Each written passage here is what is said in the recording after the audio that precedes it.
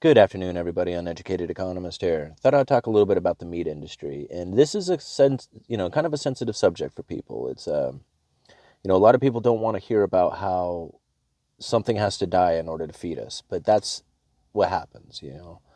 And a lot of people are vegetarian for that reason. They don't want to be responsible for the death of another animal so that they can eat. But that's what happens. And I've raised a lot of animals for that purpose. And you know, when it comes time to the killing part, that's not fun. That's like the least enjoyable part of the whole process. And so when you raise these animals, knowing that you're going to do it for food, you go in with the understanding of it. And you raise these animals up trying to give them the best life that they have while they're here on this planet. And right now, we have meat processors all over the nation shutting down. And farmers out there are having to kill off their livestock. They're having to kill them off because there's no place to send these animals. And it's a waste of their life. And it's very sad. I don't like thinking about that. And now a lot of these farmers out there, they like, especially like the cattle ranchers, the guys who are raising beef, they have an opportunity that they may be able to put those animals out to pasture for a little while longer until they're able to send them off to the meat processors, to the slaughterhouses. But when it comes to the pork industry and the poultry industry, they're not so lucky.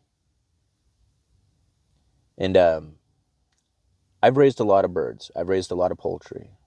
And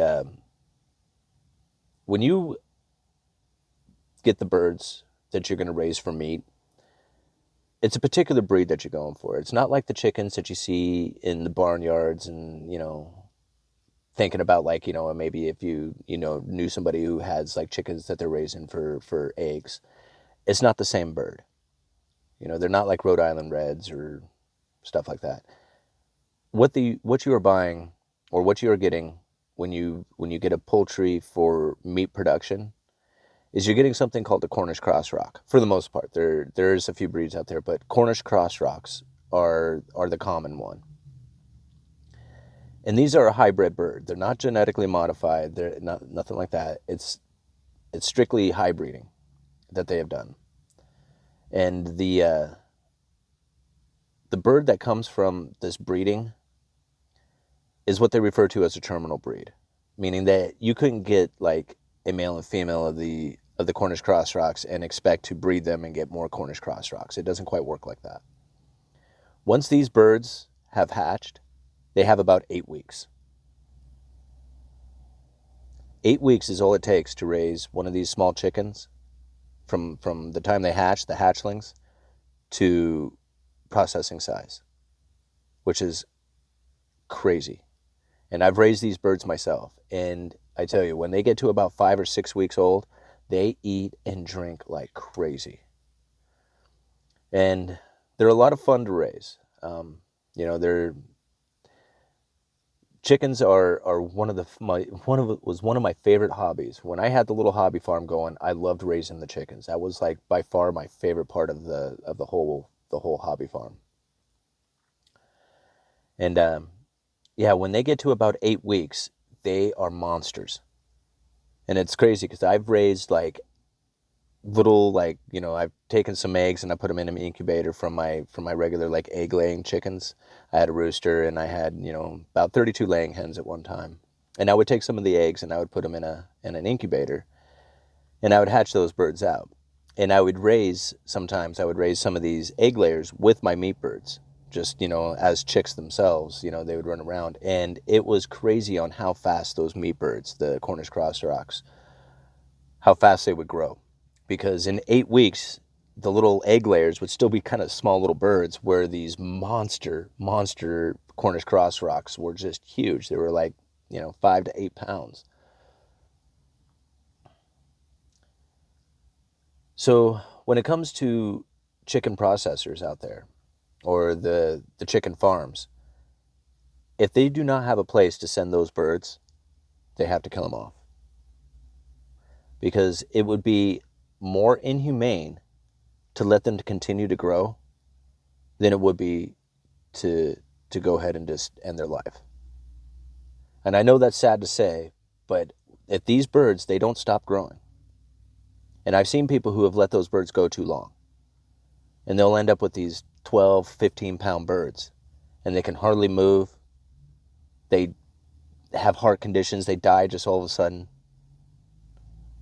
Some of them I've seen pin themselves to the ground. They've gotten so big that they literally could not stand up anymore.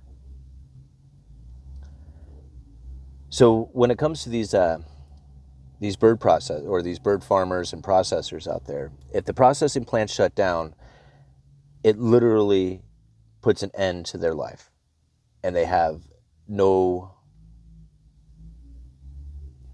what is the word for it?